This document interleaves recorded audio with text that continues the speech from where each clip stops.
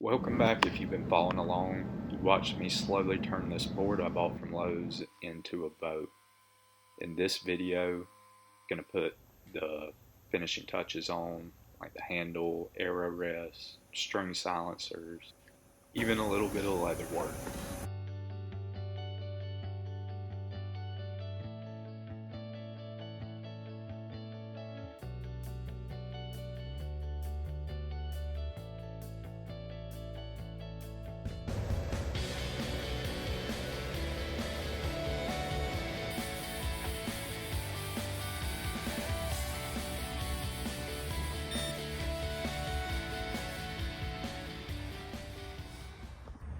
So immediately after that last tiller, I got a couple cheap arrows and was dying to shoot it. These first two shots weren't bad. The third one went a little high and hit a concrete backstop. Look at the smoke come off there.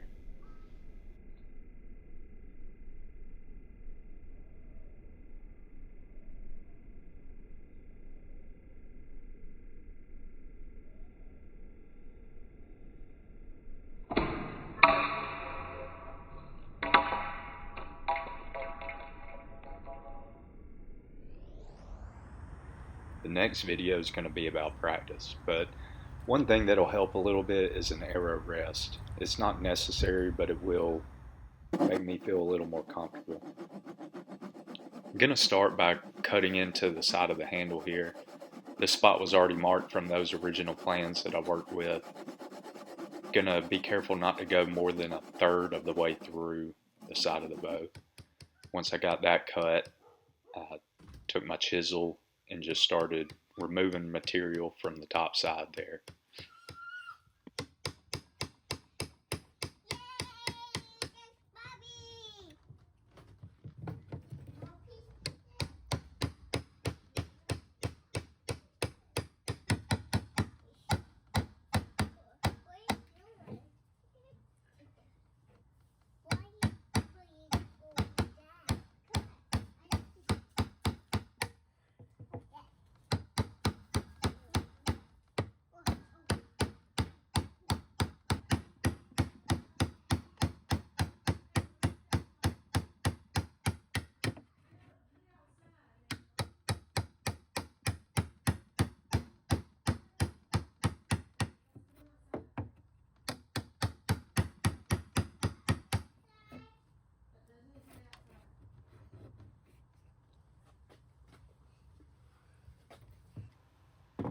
Now that most of the wood's removed, I'm going to take a rasp and just smooth this over. I'm going to take some material off the front and the back of that arrow shelf too to make it a little more semicircle shape.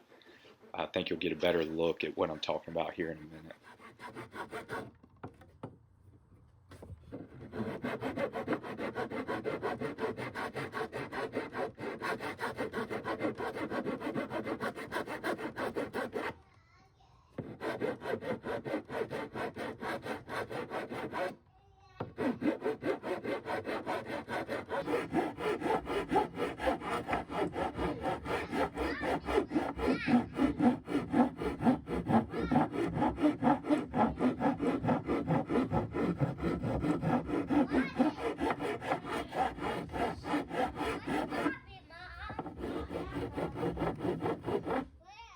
So you can see that slight curvature there in the arrow shell. That's just so the arrow doesn't touch so much of the wood there. A little less drag.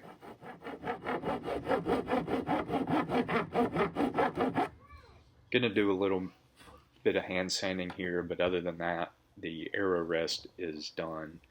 Gonna move on to shaping the handle now.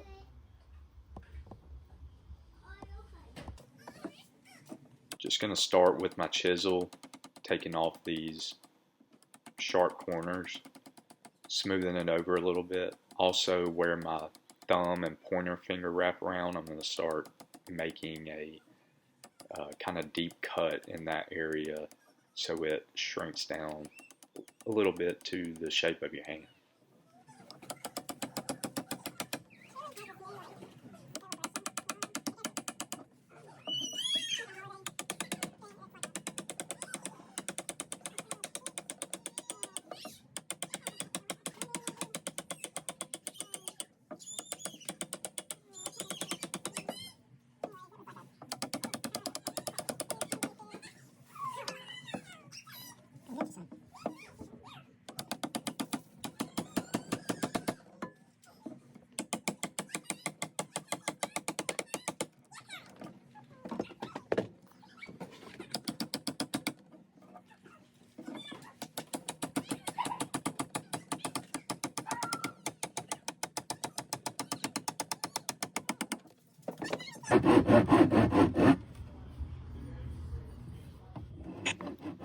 curved side of that rasp helps a lot get into this contour right here around my thumb and pointer finger.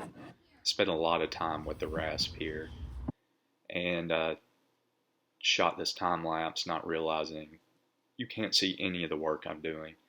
But I thought it was a good shot of just how I work sometimes. This is on a weekend. I think there's a football game coming on later in the day. Got a friend over, their kid, my kids, and it's kind of chaos, but it's a lot of fun too. My daughters are real interested in the stuff I work on, and while I don't think they'll grow up and build their own bow to hunt deer with, I do hope they take a little inspiration.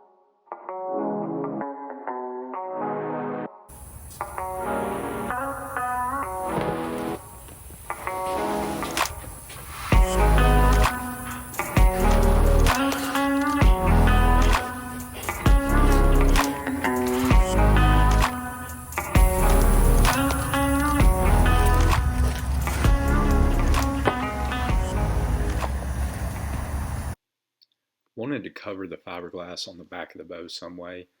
What I decided on was some leather fabric. I got some fabric glue here that I'm putting on the back. I'm gonna lay this over. Now, if I could go back and redo it, I probably would not use this stuff here, and I may even redo this. I don't think there's anything wrong with the material or the glue. I just think it didn't turn out that good. It was hard to get a nice clean cut along the edge here, so they came out kind of rough. Other than that, I don't know how well it's going to hold up outside, but it should be easy to redo if I need to.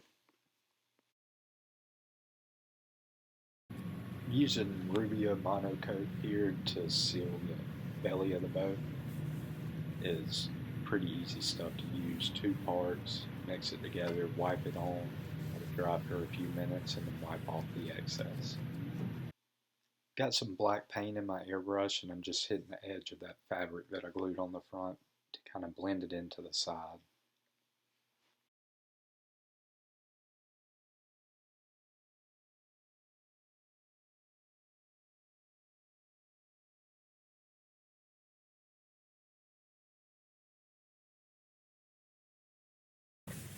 I ordered this kit off Amazon that came with this string square and the knot point crimps and crimp pliers. It's like $15, but the square is the most important part to getting these knot points set. Now I start off setting them a little high. One reason to account for the arrow laying on the rest. Another because I haven't put felt on the rest yet, and I plan to do that.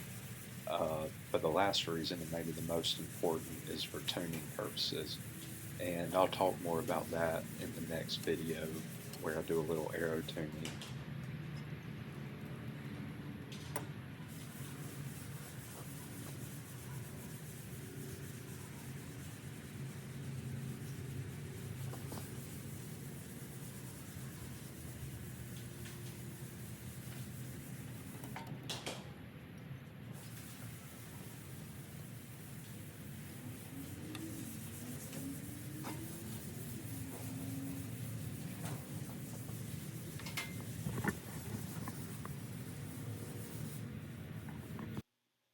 I've taken a lot of inspiration from Clay Hayes, and this is a string silencer he shows how to make in his YouTube channel. But it's just some yarn wrapped around a few screws with some braided fishing line tied in the middle. Supposedly you don't have to tie them into your bowstring, but I went ahead and did that as well.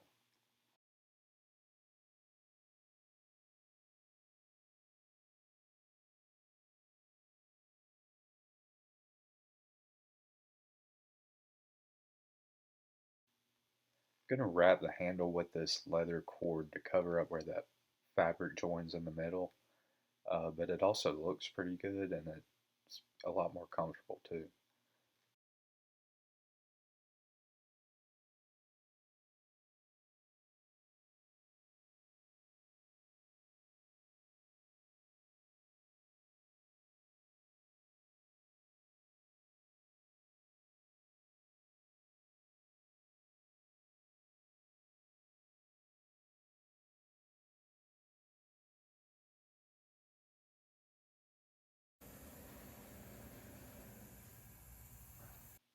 No one told me how bad it hurts your fingers when you shoot without a glove or something in between them.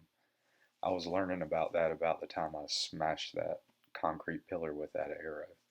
So I found a good pattern for what they call a tab that you slip over your finger and use it to release your string. Maybe it won't hurt as bad.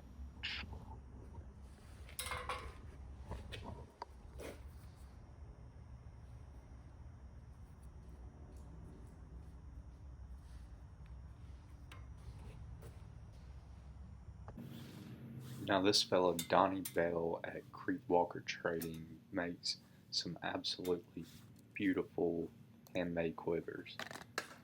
I kind of copied his design with my quiver here. I've got this piece of rubber that I drilled some holes in and cut with the bandsaw to make the pad the arrows will snap into. The backbone piece there is some aluminum that I've bent with the vise and by hand to make the shape here. The hump in the middle will allow my hand to wrap around the bow handle.